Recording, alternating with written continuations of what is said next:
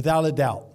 And she has a great promoter who I've known for many years, and Dmitry Salita, who I look at like a little brother. Dmitry and I have gone way back, and I love him, and we've done business together, and we're going to continue doing business together. And so it's going to be a fun night come Sunday when we can raise Danielle's hands as the new heavyweight champion of the world. This is history. History being made, and come Sunday, we're going to have a new heavyweight champion of the world. So no disrespect to Claressa, but she's met her toughest test. And it's going to be a fun night when we can go home with those belts, and we're going to run it back again, okay? So, hey, thank you, and it's my pleasure now to introduce the new heavyweight champion of the world, Claressa.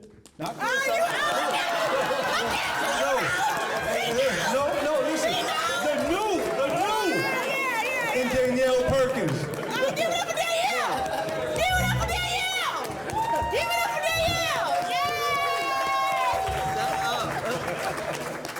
Danielle! I can't stand Claressa. She is so goofy. She's been up here clowning this whole time. And no, I'm not 6'7". No. At all. And thank you, Marshall, for dropping the bag real quick. But I'm totally excited about this opportunity. This has been a long time waiting. Like, I always have told Claressa I do always appreciate everything that she's done for boxing. Her coming up to the heavyweight division is the best thing that could have ever happened to me in my entire life. No one at any point ever cared about this division until Claressa came up here. Also, no one has ever wanted to fight me. I have 5 fights, not because of lack of attempting to get fights. It's like no one wants to ever step in the ring with me. And it's unfortunate because I got some skills, you know what I mean? Like I know I look intimidating, but I got some things in my tool bag that I'm like, I gotta show people. But unfortunately I never had the opportunity. No, Sunday for real, this is what we're all about. And I know for a fact Claressa is up for the challenge because like when I think about it, like I don't think any other middleweight would ever even take this kind of, this is a risk. And it's a real risk. Like, we're both putting our lives on the line on Sunday, and it's going to be a real fight that people are going to talk about. So for the fact that there's nothing more than respect for this side, on this side right here. But best believe we're going to fight because the two of us have no sense and are willing to leave it 100% in the ring on Sunday. So I'm 100% looking forward for this, have been looking forward. I'm not thinking about making Claressa my wife, but I have been dreaming about her. All, not in the best intentions, but I do dream about her. I'm looking forward to the first bell. I mean, of course, first to the last. I'm excited about it.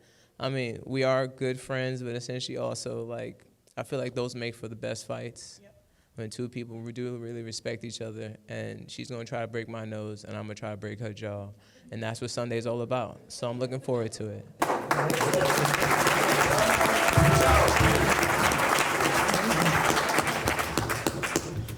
And now let's welcome renowned sports television executive and the manager of Claressa Shields, Mr. Mark Taffet.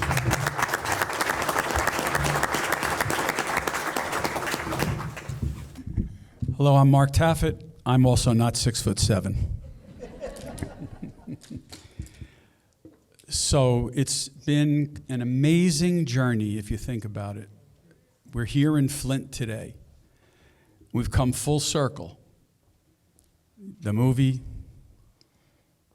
the desire to create equality for women all around the world, fighting for your city, standing up for women and children the world over, and then, as only Claressa could do, demanding that her next fight, this fight, February 2nd, taking place right here in Flint.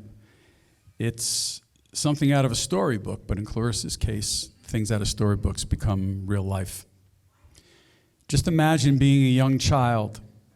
You got to fend for your siblings, make sure they have food, make sure they have clothing, make sure they have shoes on their feet, make sure they're medically attended to when they need it. Imagine that every time you walk through a door in your own house, you got to worry about what's on the other side of it. Imagine every time you walk around a corner in your own house from one room to another, you got to worry about what's around that corner.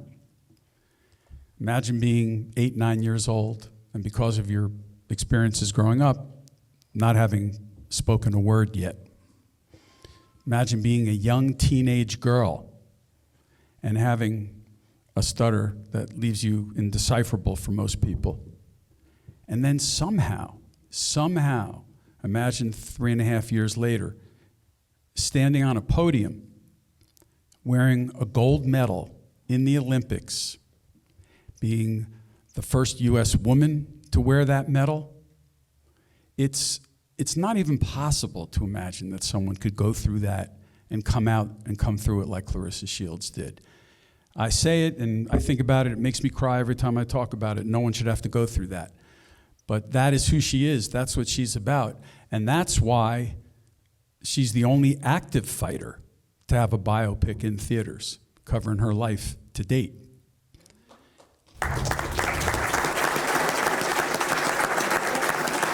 And the most significant thing about that movie, and it's the same thing that's the most significant thing about Claressa, that movie didn't end with her standing on a podium and everybody cheering, congratulations, you won a gold medal. That was the halfway point.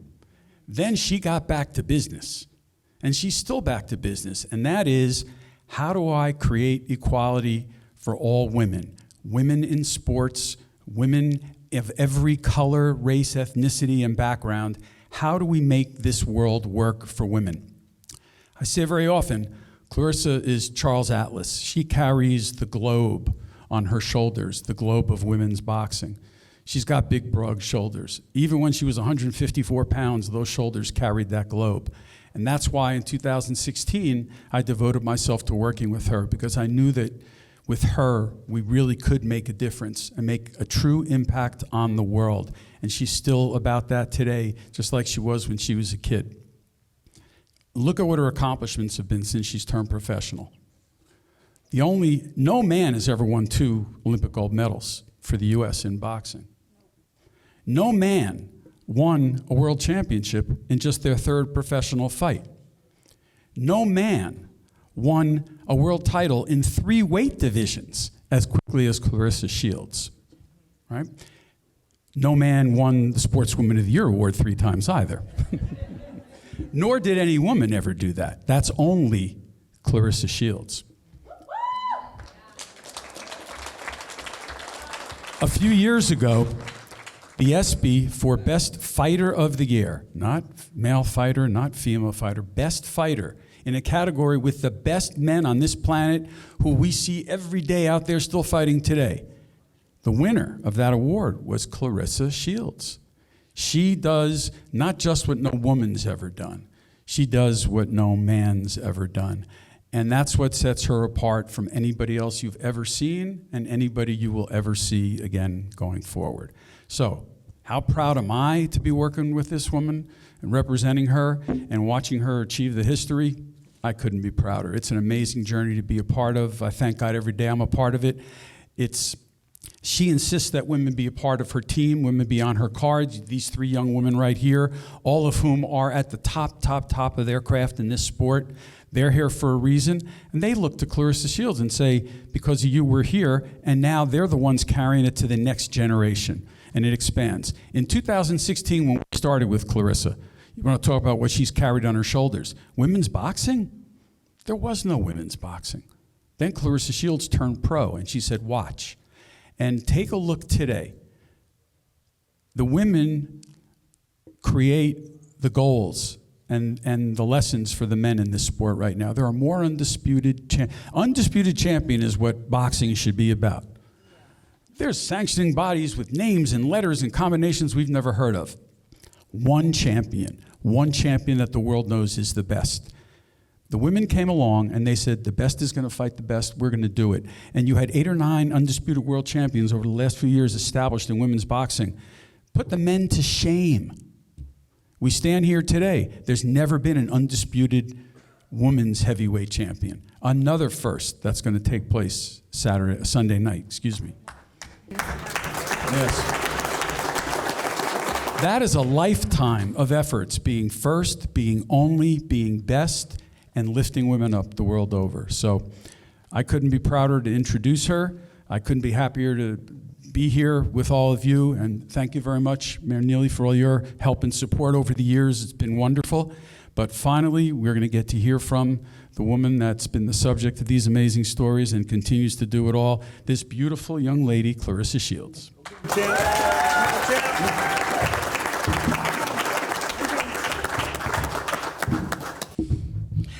Well, I'm so happy to see everybody here. I want to give an honor to just God first, because without God, I wouldn't be here.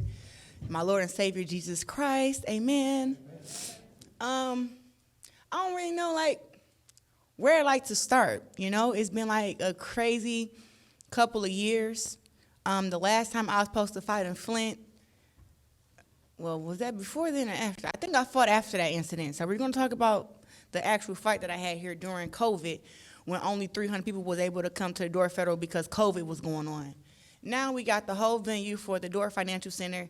And yes, I was supposed to be fighting at the Barclays Center in New York, but we decided to come back here to Flint and to do this hometown fight here because the biopic was about Flint, Michigan, and how you guys helped me get to where I am, how you guys cheered me on and donated your money to help me get my first Olympic gold medal, and then even my second, you know. So I just wanted to kind of pay it forward, have the Flint fighters come on, have my fighter Samantha Worthington come on, Jaquan McElroy, have my little cousin Lil Leon fight on the undercard. That's stuff that I like to do, and that's me paying homage to being from Flint, Michigan, because Flint, Michigan did help create who I am. And not just who I am, but how I am. Now, when I talk about how I am, you guys seen the biopic, so thank you all for going to go see The Fire Inside. It did great numbers. It's out on Prime, Amazon. You can go watch it again, go buy it. So thank y'all for that. But you guys seen how I was brought up, and you seen how all the things that I had to go through. So when people ask me why I take boxing so personal, it's because it is personal. You know, boxing is my life. You know, it come with the brand. You got to wear the clothes and the shoes and the fur, and why I got to look like this. It's my job. But it goes to show that me being from here is just, it's still things I have to do. So the way that I am when it comes to boxing and taking it personally, I take it very personal because it's really all I have for a long amount of years. And to me, it's still my highest paid check. I can make money doing other things, but boxing was truly the first thing that I was actually great and good at, that made me feel good. With all the bruises, the black eyes, you know, all the injuries, boxing made me feel very, very good. And it makes me feel very, very good now. Now, I know Danielle's promoter got up here and said some things, you know. And listen, I am looking forward to a very tough fight with Danielle, but some things you guys forgot. Y'all just forgot that I've been doing this shit for a long time. And I have been preparing to beat the best for a long time. Even though Danielle is very highly avoided because she's very intimidating. She's tall, she's big, she's strong. I saw her lifting weights and deadlifting 400 pounds and had the dumbbells on her hand. I was like, oh, she's so strong. Look at her. I just got more excited. No diddy. I got more excited, and I was like, oh my God, she's about to be so strong in there. But it was like, you know, my defense is impeccable. You know, my speed is untraceable. You know, I'm punching like a heavyweight, and I'm not a real heavyweight. You know what's going on.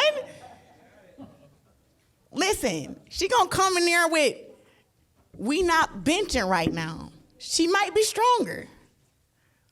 I can't hold a 90-pound dumbbell, but I can do 50. But just know, I have prepared overtime for Danielle. Not because, oh, I'm looking at her, I'm like, oh, I look at her and say, you know, she do got some moves, she got some skills. But even in the amateurs, more decorated.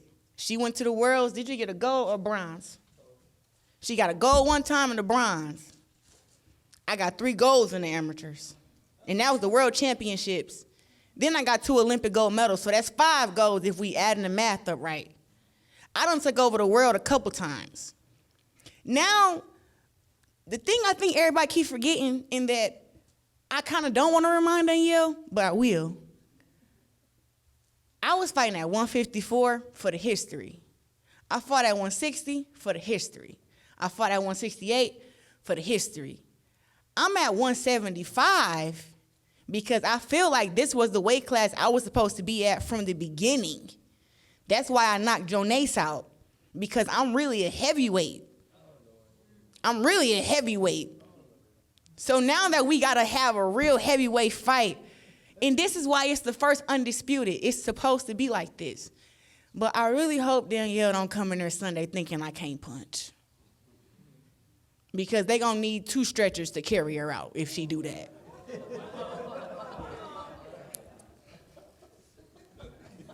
Because she big. That's all I was saying. Because she just one stretcher is all you need, but she may need 2. Because they may need to put half her body on one and then have her body on the other one. So that's all I'm saying. I done had a pretty hard camp, and I'm just not about to lose. It's really impossible for me to lose. Look, I'm the best woman fighter in the world. I'm the GWOAT. I'm the woman's GOAT. However you want to put it. It's not a brand, it's a lifestyle. That's all I'm saying. So now that we get into the fight, February 2nd, get y'all tickets. I'm not fighting here for a long time. This is it.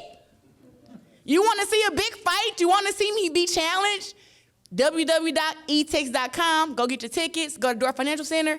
I'm sorry, all the floor seats are gone. I told y'all that. Go get your tickets. Be in the building. I got some surprises. Y'all know we got the drums. You know we got the walkout. You know, it's a surprise who walking me out. But, hey, if you want to be there and see it in person, that's what you're going to have to do. But I'm looking forward to fighting Danielle, and all respect to her and her team. Thank y'all so much for, accepting the challenge. I had to challenge her. And she was my mandatory also. So I could have went back down to 160 and 168 if I was scared of Danielle. But I bought my black forces so she know that I'm not scared of her. I just have to wear the heels to match this outfit. So, yeah, I'm not scared of Danielle. I had to bring my forces so she know, hey, don't get the grabbing on me again. I'm gonna take these heels off and put my forces on. Y'all gonna be seeing 2 fights before the fight. So, no, I'm just happy to be here. I'm happy all y'all came here. Women's boxing is at the highest place that it's ever been. And I'm happy that I can be a trailblazer in that, and that I have a really big, strong, beautiful dance partner in Danielle Perkins. And I just look forward to putting on a show for y'all. So I will see y'all Sunday night. Well, I'll see y'all next couple days, but I'll see y'all Sunday night. Get y'all tickets, be in the building, and please don't call my phone crying because you wanted a floor seat. I told y'all to get them ahead of time. Much love.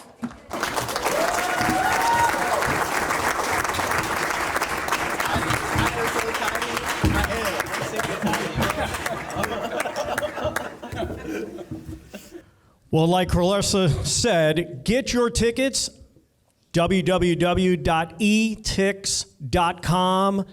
That's etix.com. Be a part of history. Be there.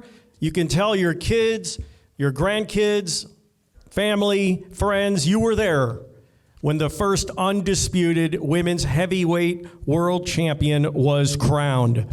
Well, at this time, we are going to open the media to asking questions to any of our panel. So if you have a question, we have a gentleman with a microphone here who will be going around the room.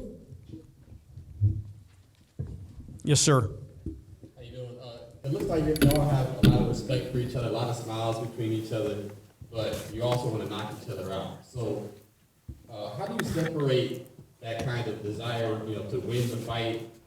There's a lot on the line, but also, the part of you that could also be friends after the fight. Honestly, for me, it's just no name, no face. I was taught that a long, long time ago. Once the bell ring, I'm not even gonna know who Danielle is. She's just an enemy. She's an op.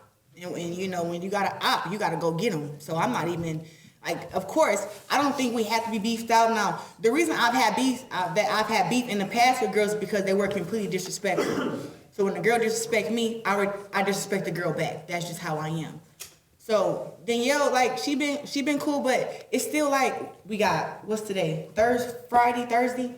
we still got today Thursday, so we got Friday, Saturday. She got to cut weight. She got to make weight. She may be mean to me on Saturday at our weigh-in. You never know, but I just kind of give the energy that's given to me. But inside the ring, to put the friendship to the side, one, I don't like fighting my friends. That's why I was telling Michaela Mayer, who's my Olympic sister, please don't come fucking with me. Please. I don't want to do that to you. But at the end of the day, I will do that. I will beat my friend up. And hopefully after me and my friend can be cool after. And I think after the fight, hopefully me and Danielle can be cool because I'm going to be punching her pretty hard.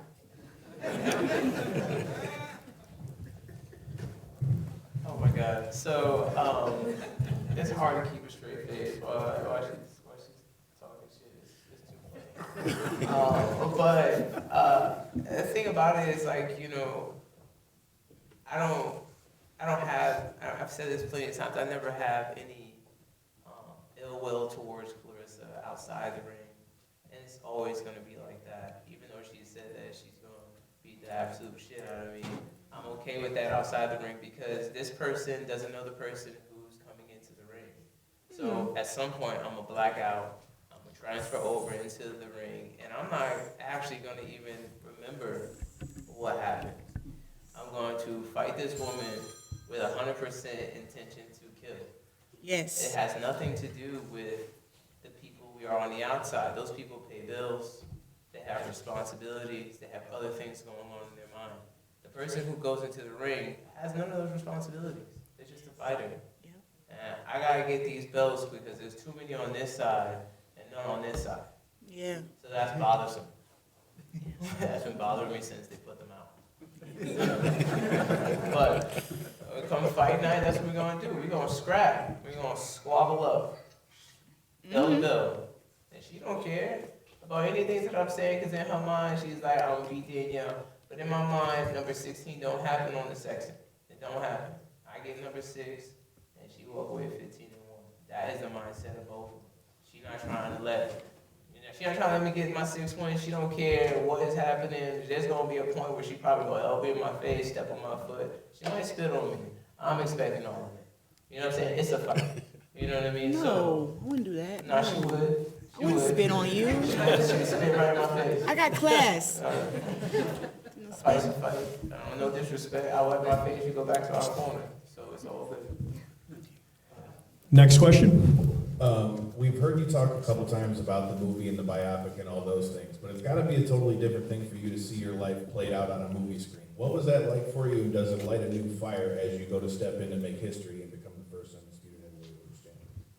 Well, it was very emotional for me. So I've seen The Fire Inside 10 times, and every time I see it, I'm just bawling and crying throughout the whole movie. So that's kind of what it was for me. It was great to see, but it's so many times in the film where I was like, I really remember this around this time where I wanted to quit, where I wanted to give up, where I wanted to go get me a regular job, to make some money. So I remember, thank you.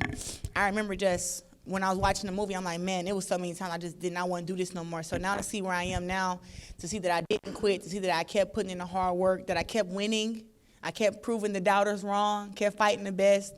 I look at that and I was like, dang, I really went from having $0 to having like over $1 million, houses, cars, chains.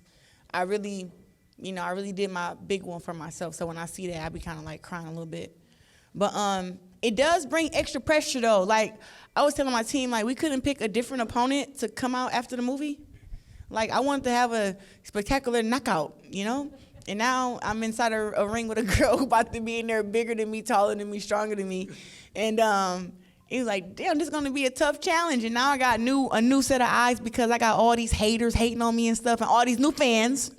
All my new fans, I love y'all. But it's like it's just so many more eyes now. And I just was like, damn, I may make more mistakes this fight than I've made any other fight just because of the size difference, just because of her strength. And I just was like, dang, we couldn't pick a better one to have at home. But hey, it is what it is. We're here. And I'm ready to fight Danielle. I know we were talking about boxing, but I think I look at fights different than everybody else. I think Danielle look at it like, she said she gonna black out and all that stuff. I don't black out. I'm up. I know what's going on. Every round, every second, I know where I'm getting hit at, where I'm not getting hit, and I know that I'm breaking my opponent down every second. I know that. So I look forward to seeing how she is when she blank out and she turns to her other person. Claressa, one of the things you talked about, this is kind of a weight class that you felt that you had belonged in all along. Talk to me about that journey, getting here and like maybe how the training or, the preparation has differed, through all these different weight classes and where you are now. Yeah, so fighting at 154, like I said, I did that for the history. I went down to challenge. I really went down to 154 because, after I beat Christina Hammer, the girls at 54 and 47 was saying like, oh, Claressa can't make 154. She doesn't want to fight us smaller girls. And even Cecilia Brockett said that if I was to go down to 54, she would come meet me because she was undisputed champion up at 147 at the time. So I went down to 154 and I became undisputed, but I was hoping to get a fight with her. It didn't happen. She didn't come up to 154. She actually started losing, and that was all she wrote. So, and then I caught out the 147 champions, and none of them would come up to fight me, and none of them would even give me a chance to fight them for their belt. So I went back up to 60, where it was more competition at and where girls would say yes at. So I beat all the girls at 60. Then when I was at 68, I wasn't able to become undisputed there because the girls at 168 would not fight me. So I started up, I went down, and then I came back up. And I didn't realize that when I was fighting at 54, 60, and even 68, that people talk about my record like, oh, she's 15-0 with 3 knockouts. But it was like, I didn't realize that I was taking my strength from myself going down to those weight classes. Now I'm walking around at 175, and I'm fighting at 175, and it's just like, wow, I didn't even know I was this strong. And then, I'm turning 30 this year. So, I hear people say it all the time about the women's strength, and I felt like every woman I fought against have been, not every woman, maybe about at least 5 or 6 of them I felt was naturally stronger than me. And I was like, how the hell is she stronger than me? And I lift weights, I run. Well, it's the women's strength. These girls are a little bit older, and I think now I've come into my women's strength that I'm turning 30 this year. Yeah, turning 30. Hope it don't hurt. But overall, I feel like 75, like I said, I don't have to kill myself and run, have to kill myself and starve to make the weight. I actually can just train very, very hard, eat. I eat very, very healthy still, but I can eat more protein, drink a lot of water, eat more vegetables, just eat more food and actually feed my muscles. And before, I kind of feel like I was starving them, but I would do that all over again just for the history. Claressa, do you believe that, in the back, do you believe that Danielle actually thinks that she can win this fight? Is she just talking for the press conference? And what do you think the biggest aspect of your fight, Dan, is going to surprise her on Sunday night?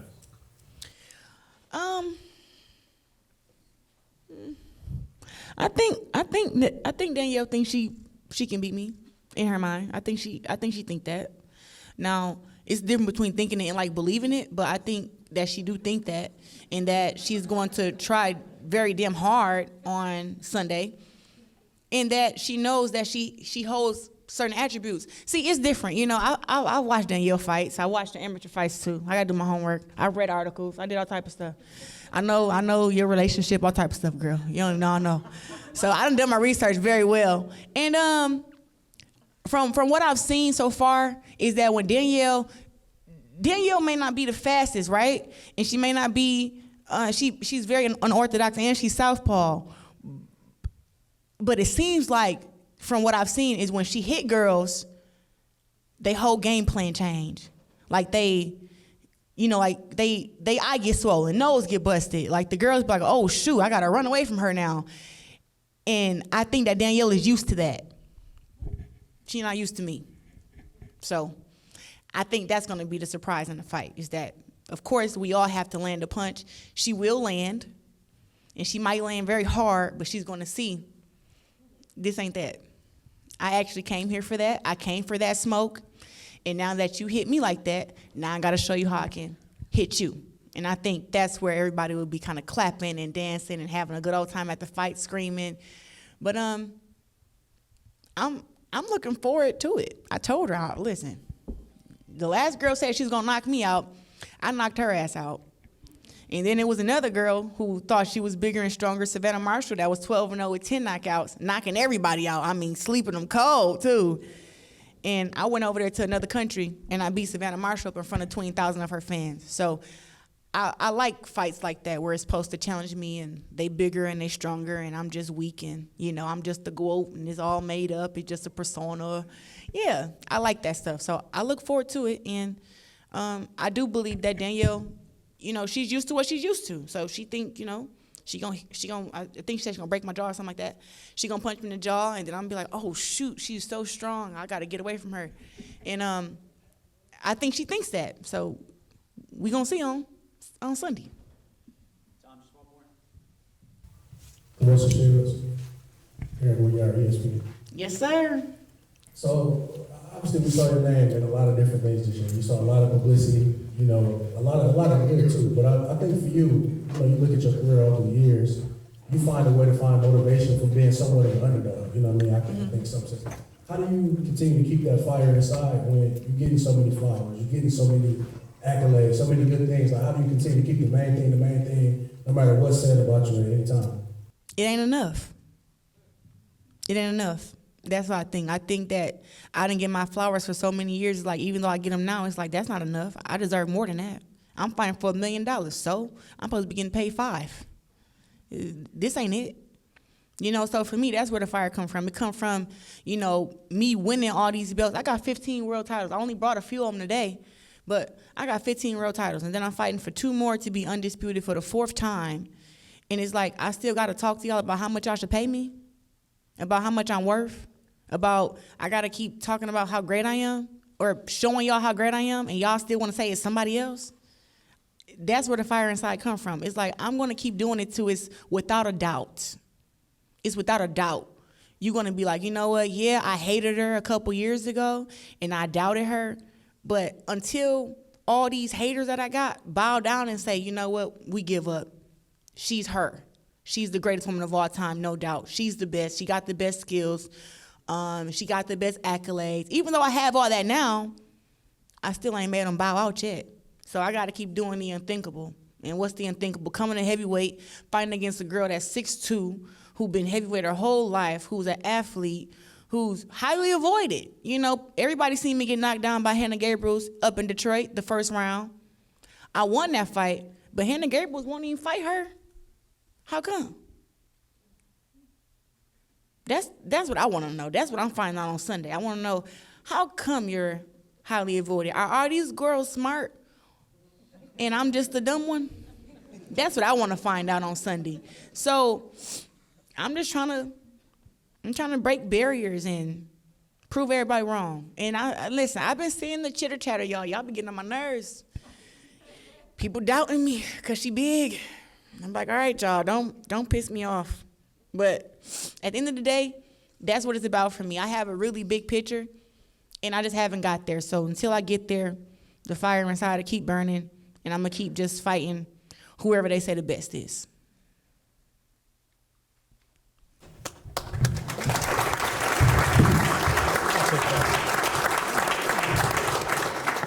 Well, we thank the media for your cooperation. And at this time, we're going to move these tables, and we're going to have a face-off.